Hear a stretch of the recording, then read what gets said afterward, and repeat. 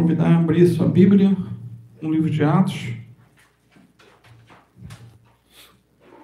Estamos felizes, mais um dia que o Senhor nos concede de estarmos reunidos em seu nome. Eu louvo a Deus por isso. Ontem estivemos lá na base missionária em Noã.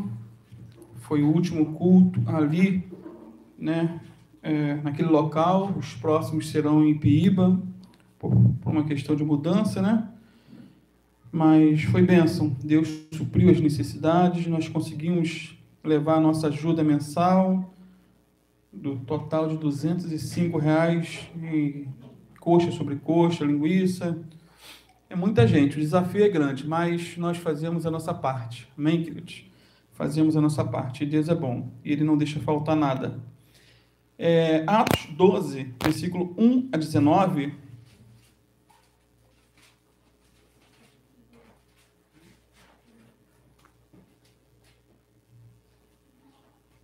O texto é um pouco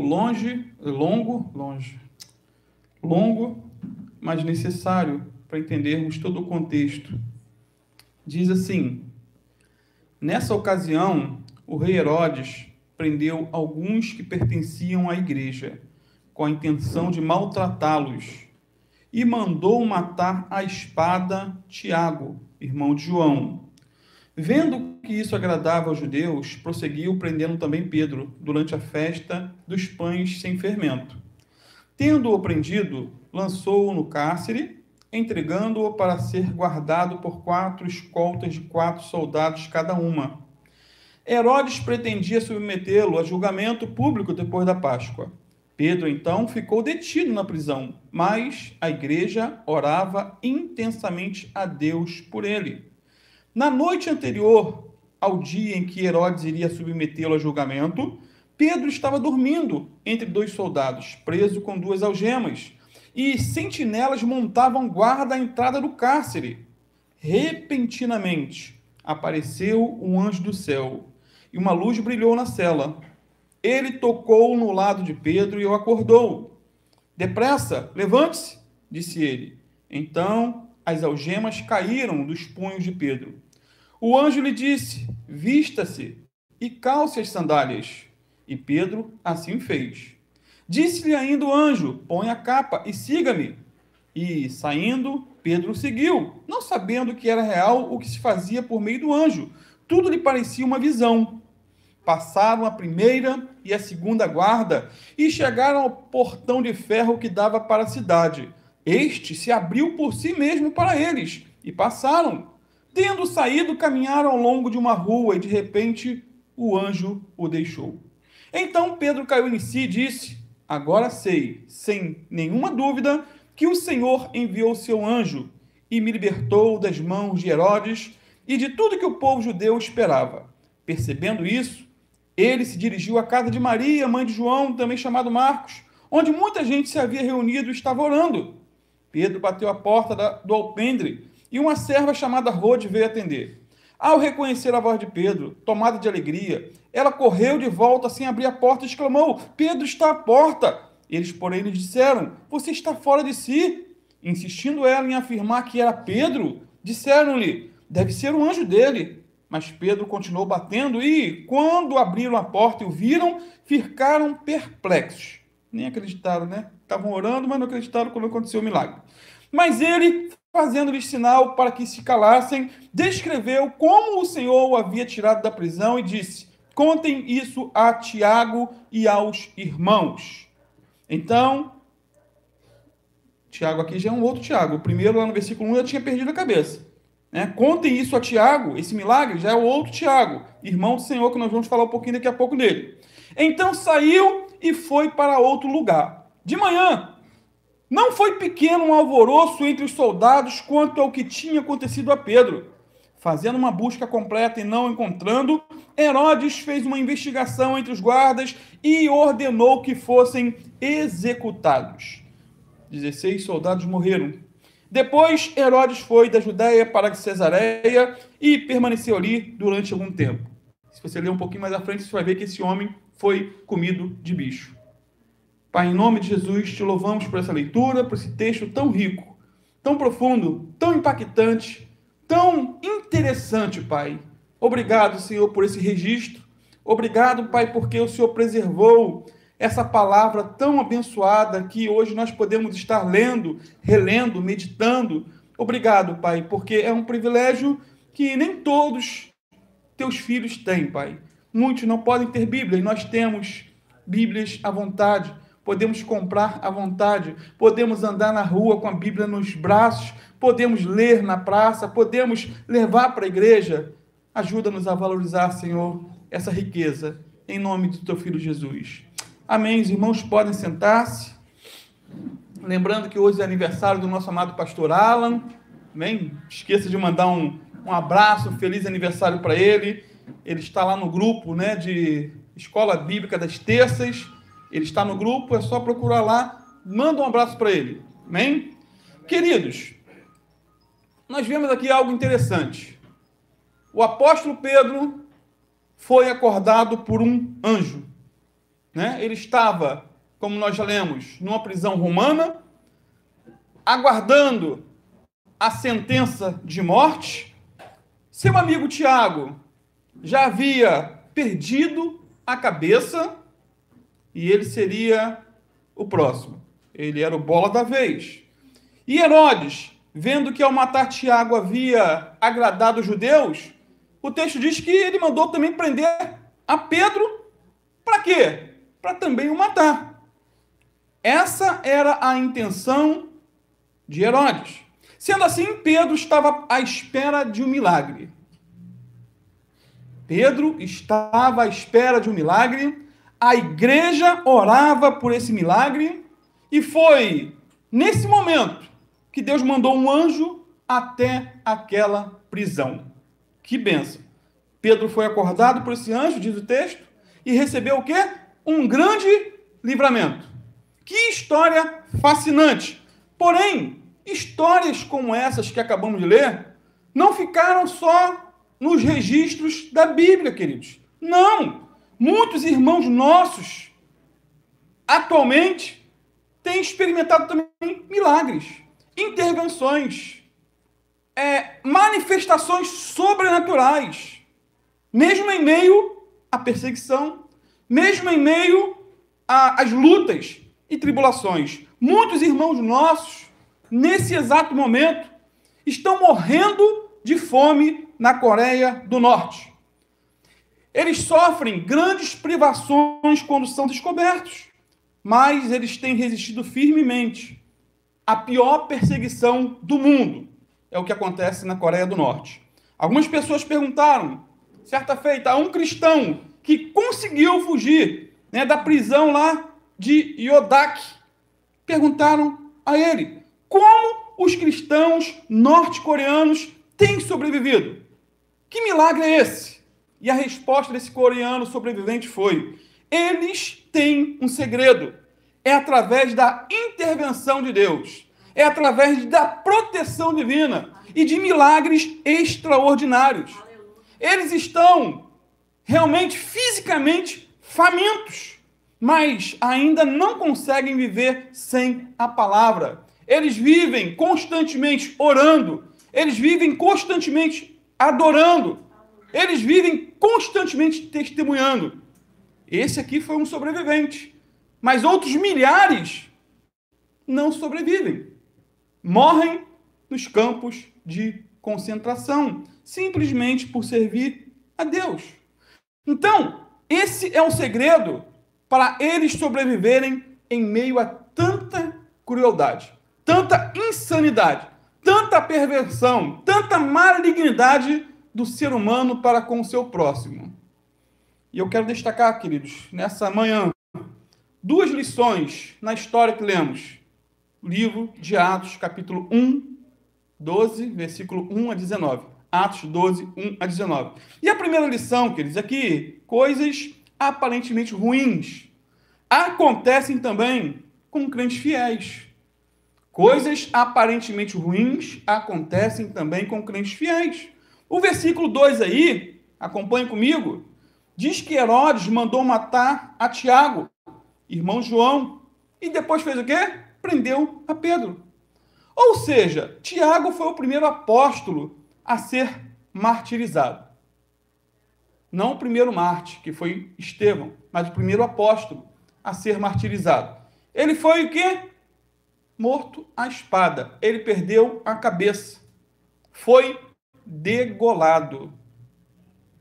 Agora, por que eu disse que a lição do nosso texto inicial, primeira lição, é que coisas aparentemente ruins acontecem também com crentes fiéis? Será que perder a cabeça não é algo ruim? Não é algo ruim? Não, no pleno sentido da palavra, à luz da eternidade. Ruim, queridos, é perder a salvação. Ruim é ir para o inferno. Ruim é ser abandonado pelo Espírito Santo, e muitos têm sido abandonados pelo Espírito Santo, e, consequentemente, ficarem cheios de demônios. Assim como aconteceu com o rei Saul. Lembra de Saul? Estudamos 4 aulas sobre a vida dele, o envolvimento dele na feitiçaria. A Bíblia diz claramente que o Espírito Santo saiu dele e, consequentemente, uma legião de demônios começou a perturbar a mente dele. Começou a ver coisas. Foi oprimido. Perseguia Davi por onde Davi ia, querendo matar Davi. Um espírito de morte. Queridos, ruim é viver longe de Deus. Isso é ruim. E, por fim, morrer longe de Deus. Agora, o fato de Tiago aqui ter perdido a cabeça, o que choca muitos, mas o fato dele ter perdido a cabeça não é ruim, dentro de uma perspectiva divina, à luz da eternidade. Isso porque ele perdeu a cabeça aqui na terra, mas ganhou uma coroa nos céus. Seu sofrimento aqui na terra foi algo momentâneo. Quanto tempo leva para alguém morrer depois que perde a cabeça? Foi momentâneo, rápido, queridos. Mas a sua glória ou a sua alegria nos céus é eterna. Ele agonizou por alguns instantes aqui na terra para desfrutar de uma alegria eterna nos céus. Detalhe, esse Tiago aqui, de Atos 12:1, ele está até esse momento com o Senhor na glória. Amém. E o que falar do martírio de um outro Tiago, que está até no nosso texto? Lembra quando Pedro foi solto da prisão? Avise a Tiago. Esse outro Tiago, ele foi irmão do Senhor Jesus, mas era incrédulo. Durante o ministério de Jesus, ele não cria em Jesus. Mas depois que Jesus ressuscitou, ele foi tão impactado que ele entregou a vida para Jesus, reconheceu que o irmão dele era um Messias, se tornou um bispo da igreja de Jerusalém, um homem reconhecidíssimo, escreveu a carta que leva seu nome, a carta de Tiago. Quem já leu a carta de Tiago aí? Espero que todos. Amém. Carta de Tiago, provérbios do Novo Testamento. Assim como tem o provérbio do Antigo, Tiago é o do Novo. Quanta mensagem interessante, impactante. Quem escreveu foi Tiago. Ele era chamado de Tiago o Justo e morreu em Jerusalém por volta do ano 63 da era cristã. Aparentemente, como já disse, ele não creu em Cristo quando o Senhor estava exercendo seu ministério aqui na terra. Assim como demais irmãos também. A Bíblia diz claramente que seus irmãos não criam nele. No entanto, depois da ressurreição do Senhor Jesus, ele tornou-se um dos mais fervorosos seguidores de Jesus que já existiram. E por 30 anos, a Bíblia não conta, tá, queridos? A história de Tiago, desse Tiago. Mas há relatos abundantes na história da igreja, em detalhes, do ministério dele. Por 30 anos, ele foi o bispo em Jerusalém. Por 30 anos. A história diz que ele passava tanto tempo de joelhos, orando e adorando a Deus, pedindo perdão a Deus pelos pecados da sua nação, que os seus joelhos se tornaram dormentes e endurecidos, semelhantes a joelhos de camelo. Isso também lhe garantiu aí o apelido de Tiago, o justo, e o respeito de todos, até dos seus opositores. Todavia, sua hora de ser martirizado, porque ele foi, E ser martirizado é sinônimo de ser morto por sua fé em Jesus. Chegou o dia dele. Os soldados do sumo sacerdote o levaram ao topo do templo. Ali, os fariseus, os escribas e o sumo sacerdote disseram: neguem. E havia uma multidão embaixo. Ele foi levado para o topo. E ele foi inquirido: neguem que Jesus de Nazaré é o Messias. Agora, ele foi confrontado diante da multidão.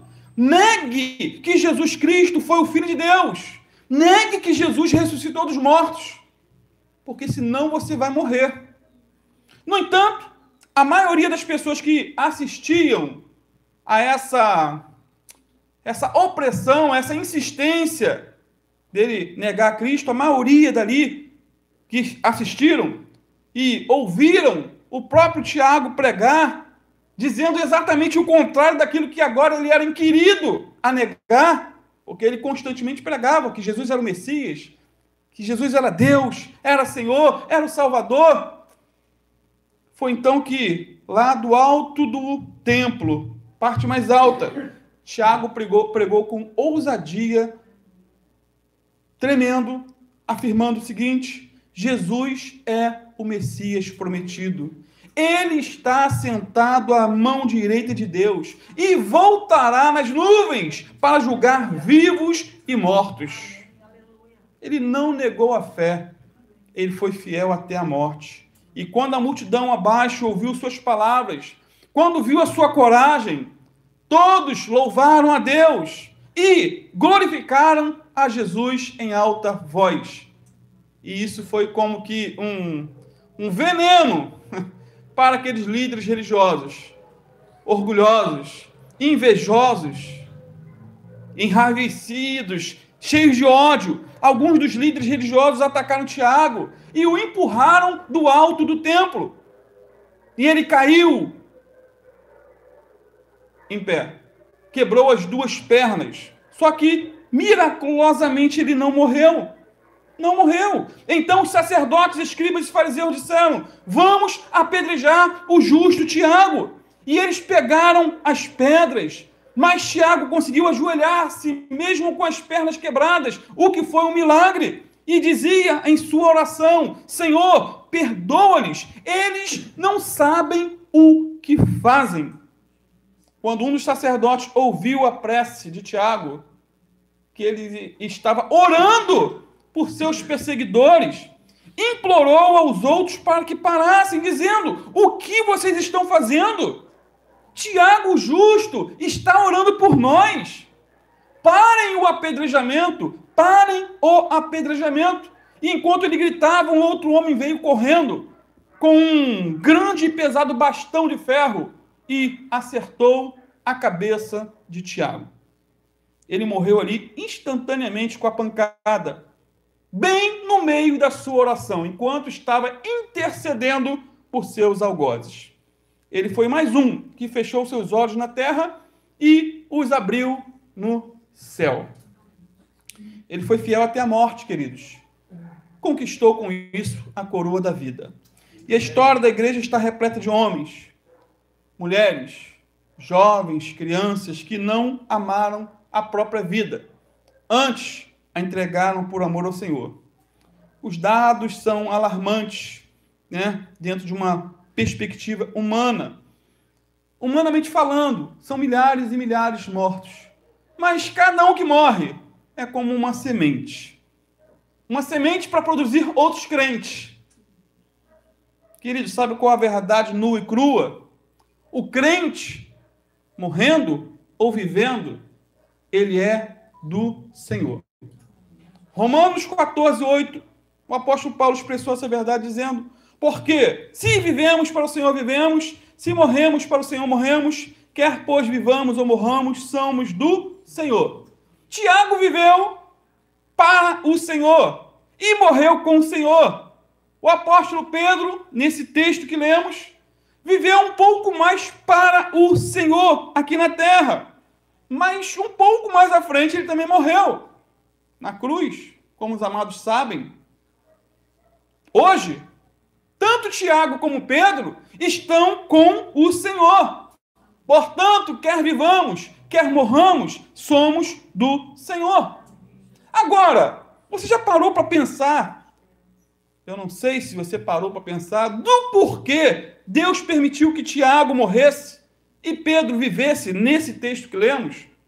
Vimos que Tiago perdeu a cabeça, mas Pedro teve um grande livramento. Eu falei de um coreano que foi liberto lá das prisões da Coreia do Norte. Um milagre. Um milagre. Inclusive tem um podcast do irmão Timothy Cho, com Douglas Gonçalves. Ele foi um sobrevivente também dos campos de concentração da Coreia do Norte. Por que ele foi liberto? Timothy Cho. E outros milhares morreram. Já se perguntou? Por que Pedro foi liberto e Tiago morreu? Ambos eram servos do Senhor. Amém? Ninguém crê aqui que Tiago morreu perdendo a cabeça porque estava em pecado, não. Pelo amor de Deus. Não entre por esse caminho. Ambos eram apóstolos, serviam a Deus, eram ungidos do Senhor. Então, por que um morreu e o outro viveu?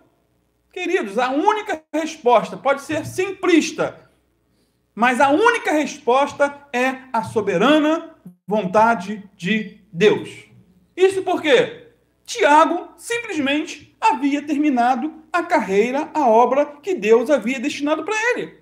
Em relação a Pedro, Deus tinha outros planos para ele, por exemplo, escrever 2 epístolas, 1ª e 2ª Pedro. Eu espero que você já tenha lido também, que é muito impactante.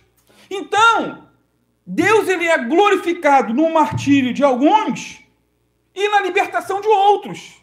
Alguns são livres, outros morrem. Deus é glorificado, queridos, quando cura uns e quando não cura outros. Ah, pastor, mas por que fulano foi curado e ciclano morreu? A mesma pessoa orou pelos dois. Não sei, queridos. Não sei. A soberana vontade de Deus. Não temos todas as respostas porque as coisas são assim. Não sabemos porque Deus cura alguns de um câncer terminal e cura. E nós cremos nisso. E do porquê que outros não são curados. Não sabemos. Aí já seria simplista demais dizer que um foi curado porque teve fé e o outro porque não teve fé. Ou quem orou não era ungido. Não, foi o pastor ali que era. Pode ser realmente isso. Mas é muito simplista dar esses tipos de resposta. Portanto, Deus permitiu que Herodes matasse Tiago, mas o impediu de fazer mal a Pedro. Pelo menos nessa ocasião do texto que acabamos de ler. Deus é soberano e nada sai do seu controle.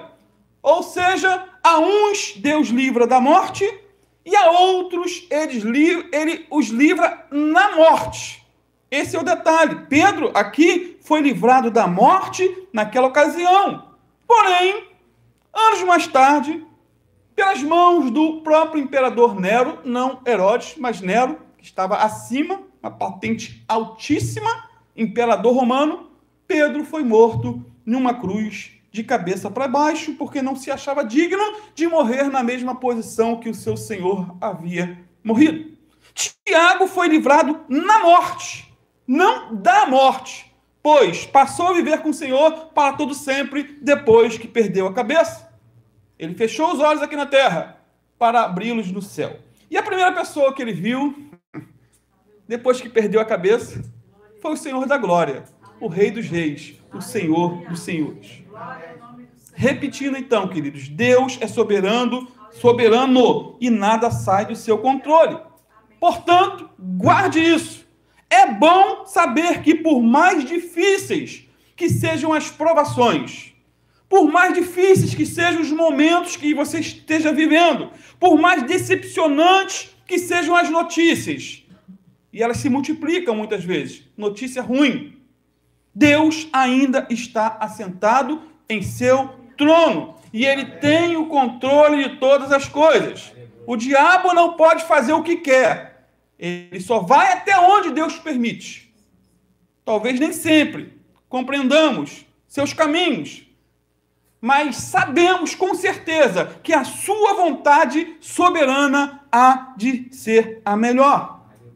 Mais uma vez, o verso 2 diz que Herodes mandou matar a Tiago, irmão de João, e depois prendeu a Pedro. Que lindo. Queridos, na galeria dos heróis da fé, lá em Hebreus 11, podemos ver que uns foram libertos do fogo e da boca dos leões. Quem foi liberto do fogo? Quem lembra? Sadraque, Mesaque e Abednego passearam no fogo. Foram libertos. E foram o quê? Livres da boca de leões. Daniel foi jogado na cova de leões. E os leões tiveram que jejuar. Só que na mesma galeria dos heróis da fé, nós vemos outros que foram mortos e cerrados ao meio. Ou seja, uns tiveram livramentos da morte por fé, e outros morreram pela fé. Uns são libertos, outros morrem. Uns seguem lutando aqui na terra, outros permanecem celebrando no céu. Dentro de uma perspectiva humana, isso às vezes dá um nó na cabeça. Mas, pastor, mas por quê? Queridos, morte é só uma questão de tempo. Daqui a 50 anos, praticamente todos aqui, acho que a mais novinha é Joyce, já vão estar com Cristo. E eu espero que esteja com Cristo. Então, uns seguem lutando aqui na terra, outros permanecem celebrando no céu. Pedro fazia parte, pelo menos temporariamente, do primeiro grupo, que estavam lutando aqui na terra, porque ele foi livre da prisão por um anjo e continuou. Talvez ele deve ter ficado até com um pouquinho de inveja, né? Rapaz, mas se eu tivesse perdido a cabeça, seria melhor, né? Ainda viveu mais 30 anos, fugindo de um lado para o outro, passando fome, aperto, frio, luta. Sei que passou na cabeça dele. Ou ele deu glória a Deus pelo livramento. Poxa, caramba, podia ter sido eu. Em cima da hora eu tive um livramento. Então ele teve um grande livramento e continuou lutando aqui na terra, na força do Senhor. Por outro lado, Tiago está celebrando no céu até agora. Morrer com Cristo, queridos, é infinitamente melhor. Infinitamente melhor. Segunda lição do nosso texto é: quando a igreja ora, Deus age. Veja comigo o versículo 5. Quando a igreja ora, Deus age. Atos 12, 5. Pedro, então, ficou detido na prisão, mas a igreja orava intensamente. Outra versão diz, fervorosamente a Deus por ele. Tente imaginar a cena aqui. Tente. Pedro, diz o texto, estava o quê? Dormindo entre dois soldados, ligado com duas cadeias. Do lado de fora da prisão tinha mais dois guardas vigiando. Parecia até um criminoso, um serial killer. Prisão máxima. Segurança máxima. No total, haviam 16 soldados tomando conta de Pedro dia e noite. Quem era Pedro? Um simples pescador. Um simples pescador que não causava nenhum perigo para a sociedade. Por que tanto aparato policial, repito, para vigiar um simples homem de Deus? Um simples pescador. Já parou para pensar sobre isso? É que Pedro, queridos, ele já havia fugido antes da prisão de maneira sobrenatural. Ou seja, não foi o primeiro milagre aqui não, tá, queridos? Ele já havia fugido, não porque ele quis fugir, mas é porque Deus interviu, enviou anjos anteriormente. Veja comigo Atos 5, versículo 17 a 23. Se não conseguir acompanhar rapidamente, depois está gravado, você acompanha e lê em casa. Melhor ainda, lê todo o livro de Atos, e você vai ser impactado. Diz assim, então o sumo sacerdote e todos os seus companheiros, membros do partido dos saduceus, ficaram cheios de inveja. A inveja de Pedro, dos apóstolos. Por isso mandaram prender os apóstolos, colocando-os numa prisão pública. Mas, durante a noite, um anjo do Senhor abriu as portas do cárcere levou-os para fora e disse: dirijam-se ao templo e relatem ao povo toda a mensagem desta vida. Ao amanhecer, eles entraram no pátio do templo, como haviam sido instruídos, e começaram a ensinar o povo. Quando chegaram, o sumo sacerdote e os seus companheiros convocaram o sinédrio, toda a assembleia dos judeus, dos líderes religiosos de Israel, e mandaram buscar os apóstolos na prisão. Todavia, ao chegarem à prisão, os guardas não os encontraram ali. Então voltaram e relataram: encontramos a prisão trancada com toda a segurança, com os guardas diante das portas, mas quando as abrimos, não havia ninguém. Imagina que cena. Eles vão lá, cadê? Os guardas estão aqui, ninguém dormiu. Na outra ocasião, não sei como que foi, aqui em Atos 12. Vocês dormiram. E, milagrosamente, eles saíram pelas portas da frente. E Atos 12:5, mais uma vez, diz que Pedro, então, ficou detido na prisão, mas a igreja orava intensamente ou fervorosamente a Deus por ele. Veja que interessante. De um lado estava aqui a autoridade de Herodes, o poder da espada e a segurança da prisão. Esse é um lado. Um forte aparato policial. Do outro lado, a igreja se voltou para a oração. A única arma que eles tinham. E é uma arma poderosa. Orar, interceder, buscar a Deus. Portanto, a igreja de Jesus, ela não tinha força política. Tinha? Não. Não tinha força financeira. Não, eles eram pobres. Carentes. Não por serem preguiçosos, mas devido à questão política da época. Eles não tinham poder político nem financeiro, mas eles dobraram os joelhos para buscar a Deus. As circunstâncias eram humanamente irreversíveis, queridos. Humanamente. Eu não sei se você já teve que lidar com uma situação dessa. Pastor, é o fim. Está de maneira irreversível. Eu não encontro uma solução. A circunstância era assim naquele contexto. Mas eles oraram. Eles buscaram o auxílio do céu. Siga esse conselho. Quando tudo ficar escuro, nublado, quando você não encontrar uma saída, uma porta, não desista de clamar ao Todo-Poderoso. Ele continua realizando milagres. Repetindo então, enquanto Pedro estava na prisão, esperando a morte, a igreja orava por ele. Amados, orar é unir-se ao mais forte. Orar é unir-se àquele que é o Senhor dos senhores e Rei dos reis. Orar é conversar com o onipotente, o onisciente, o onipresente, o Criador dos céus e da terra. É chegar ao Pai em nome de Jesus. Jesus é o caminho, é a ponte que nos liga ao Pai.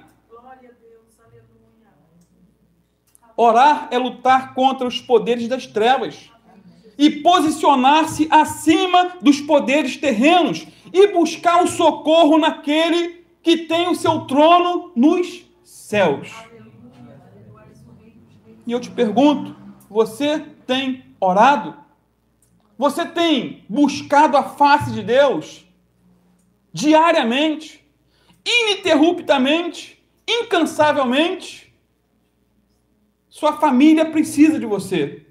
Seus filhos precisam da tua oração, da tua intercessão. Seus pais, tios, netos, carecem dos seus joelhos dobrados. Até porque é uma frase já cunhada, queridos.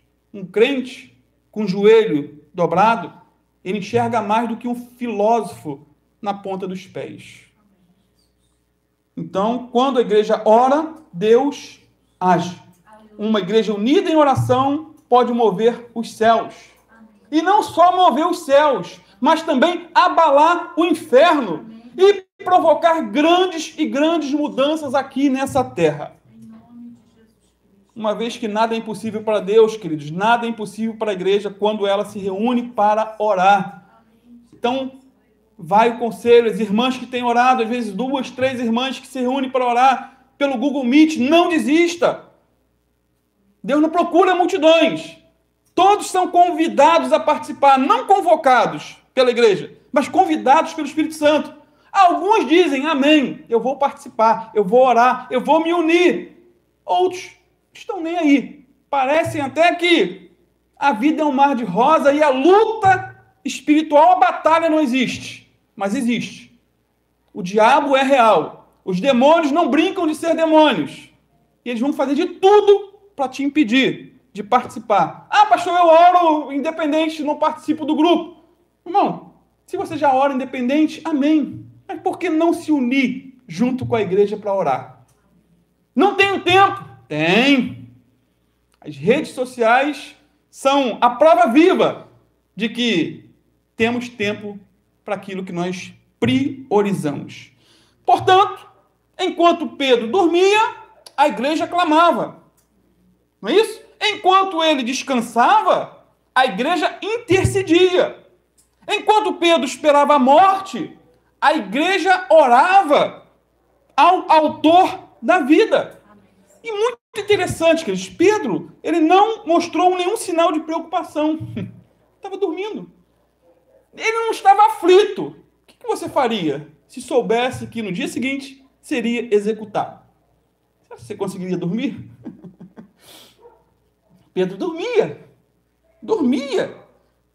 Mais tarde, numa situação parecida lá em Filipos, o apóstolo Paulo, junto com Silas, ele orava e louvava a Deus, lá em Atos 16, 25. E é por demais lindo, queridos, o fato de Paulo cantar hinos na prisão, enquanto Pedro aqui dorme. Ambos são os heróis de Lucas, autor tanto, no caso do Evangelho de Lucas, como do livro de Atos.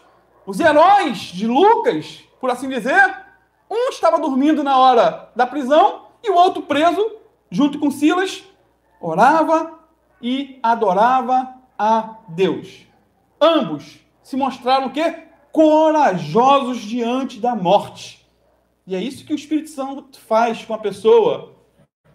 Por nós mesmos não temos capacidade.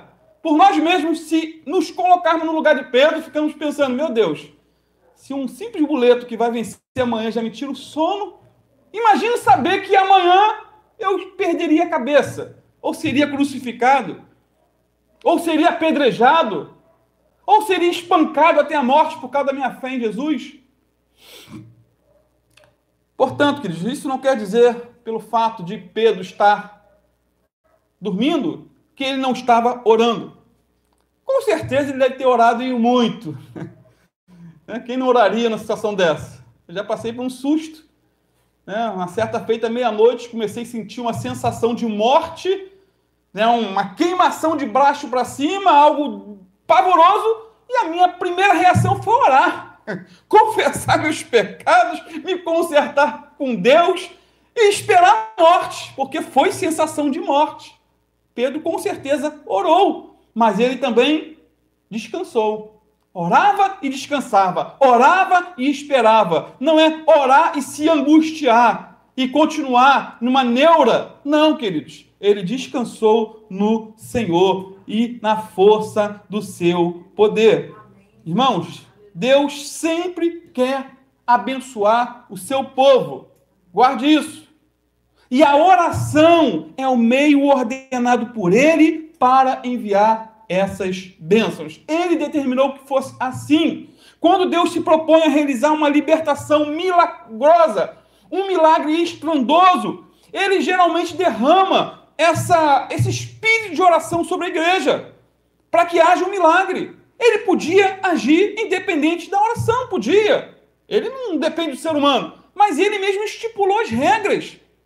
Ele estipulou, ore, bata e a porta se abrirá, peça e você receberá. Essa foi a ordem de Deus. Então, a obra de Deus exige cooperação espiritual dos seus servos. Não devemos jamais subestimar o poder de uma igreja que ora. Orações e lágrimas são os braços da igreja. É com isso que ela luta contra os inimigos. Luta e luta bravamente. luta contra os inimigos a favor dos amigos. Portanto, repito, enquanto a igreja orava, Deus agia. Enquanto Pedro era fortemente guardado na prisão, a igreja orava fervorosamente por sua libertação. E foi em meio a muitas lágrimas e orações que Deus fez o quê? Enviou o seu anjo para libertar Pedro das suas cadeias. Portanto, assim como a igreja orou e Deus enviou um anjo para libertar Pedro, da mesma maneira, quando nós oramos a Deus, Ele liberta os oprimidos, Ele cura os enfermos, salva os perdidos e envia os seus anjos para cumprir as suas ordens. Quem dá ordem aos anjos não é os pastores, é Deus. Ele dará ordem. A minha função é orar a Deus. Agora, como Ele vai intervir, não cabe a mim. Eu não tenho que pedir nada a anjo. Eu não tenho que ordenar nada a anjo. É Deus que manda. Ele que é o Senhor. Detalhe, estou já concluindo. O anjo chamou Pedro na prisão. Mas foi a oração que foi buscar o anjo. Foi a oração que foi buscar o anjo. E eu pergunto, você acredita realmente que um anjo foi enviado para libertar Pedro da prisão? Todos aqui creem? Será que temos crentes ainda? Quem acredita aqui piamente que um anjo foi na prisão em que Pedro estava? Você acredita que esse anjo acordou Pedro? Um anjo detalhista. Mandou ele se vestir, mandou ele calçar as sandálias. Você realmente acredita que um anjo de luz mandou Pedro colocar uma capa por causa do frio e segui-lo? Amém? Amém. Você realmente acredita que as portas da cadeia se abriram automaticamente para Pedro fugir? Amém. Ele passou, estava indo junto com o anjo e a porta da cadeia devia estar com grade, automaticamente se abriu, acionada por uma ordem de cima. Você crê nisso? Amém. Sabe por quê, queridos, que eu estou fazendo essas perguntas chatas, em certo sentido? É que tem muito teólogo, muito pastor, muito bispo, muito doutor em divindade, que não crê que realmente um anjo de luz, vindo dos céus, entrou naquela cela para libertar Pedro. Sabia disso? Se você não sabia, fique sabendo. E já fique precavido desses hereges, desses ateus práticos. Por exemplo, pesquisando os comentários de William Barclay, né? Comentarista bíblico, fiquei chocado com o seu relato acerca do episódio aqui de Pedro. Ele relata o seguinte: não devemos ver necessariamente um milagre nessa história. Como assim? Não devemos ver um milagre? Não foi um milagre? As prisões, tudo fechado, preso. Não é um milagre? Continua ele. Bem pode ser o relato de um emocionante resgate e fuga. Relato emocionante e fuga. Como assim um relato emocionante? Sabe por quê, queridos? Na verdade, William Barclay, ele nega a realidade espiritual como um teólogo liberal que ele é. O que é um teólogo liberal? Ele não crê no sobrenatural. Não crê em anjos, não crê em demônio, não crê em céu, não crê em inferno. Não crê no nascimento virginal de Jesus. Não crê que Jesus ressuscitou. Não crê em nada. Esse é um teólogo liberal. Assim como William Barclay, inúmeros teólogos e pastores duvidam da existência dos anjos e também dos demônios. E essa, em relação aos demônios, por exemplo, que são anjos caídos, é a propaganda que o diabo mais gosta, querido. Sabia disso? O diabo não faz questão de provar a sua existência, assim como Deus também não faz questão. Em certo sentido, os dois são humildes. Deus não faz questão. E o diabo também não. Ele gosta de atormentar, atazanar a vida da pessoa. Nem encolha, não. Isso não existe, não. Isso é coisa da tua cabeça. Você ouve vozes, você vê coisas. Não, isso é coisa da tua cabeça. Não, os demônios existem. O diabo existe. Só que, infelizmente, muitos seminários mencionam Satanás como uma figura mitológica ou como um símbolo das coisas más. Ele não é real. O que existe é só o natural, o material. O sobrenatural não existe. Esse negócio de céu, inferno, que os pastores pregam, que a Bíblia relata, isso é tudo história da carochinha. Não acredite nisso, queridos. Rudolf Bultmann, um teólogo liberal, dizia, por exemplo, que o mundo dos espíritos e demônios foi liquidado pela moderna ciência, sendo uma visão ultrapassada do mundo bíblico. Olha só. Cidadão negando a realidade do que a Bíblia diz. Já morreu. Não cria no inferno. Mas provavelmente, se ele não se arrependeu, ele está no inferno. Paul Tillich, um outro liberal, dizia que anjos e demônios são símbolos poéticos concretos das ideias ou força do ser e que não se devem entender equivocadamente de maneira literal. Ou seja, anjos e demônios literalmente não existe, segundo esse doidinho aqui. E tem muitos doidinhos que vão seguindo. São pessoas que falam bem, pessoas que têm uma intelectualidade fora do comum, uma inteligência acima da média. Mas Deus não está nem aí para inteligência acima da média. Deus quer fidelidade nossa, fidelidade às Escrituras, ao que Ele disse. Estou concluindo finalmente. Tem até um outro doido que dizia que Pedro conseguiu escapar dessa prisão aqui, não por intermédio de um anjo, mas disse, sabe o que o infeliz falou? Que Pedro subornou os guardas para poder fugir. Como é que a pessoa consegue fazer um malabarismo desse, queridos? É coisa de doido, não é? É um nazarento. Que Deus nos guarde, querido, de tanta apostasia. Que Deus nos mantenha, né, no prumo da sua palavra. Tiver que duvidar, não duvide da Bíblia. Duvide de você mesmo, das suas conjecturas, suposições. Leu um texto. Pastor, realmente um peixe engoliu Jonas? Engoliu. E eu vou dar, depois do estudo de 1 João que estamos dando, vamos dar um estudo sobre Jonas aqui e mostrar por A mais B que é possível. Na história aconteceu. Mas as pessoas se engasgam porque um peixe engoliu Jonas. Na verdade, era o peixe que tinha que se engasgar, mas a pessoa se engasga com isso e acaba negando toda a verdade bíblica.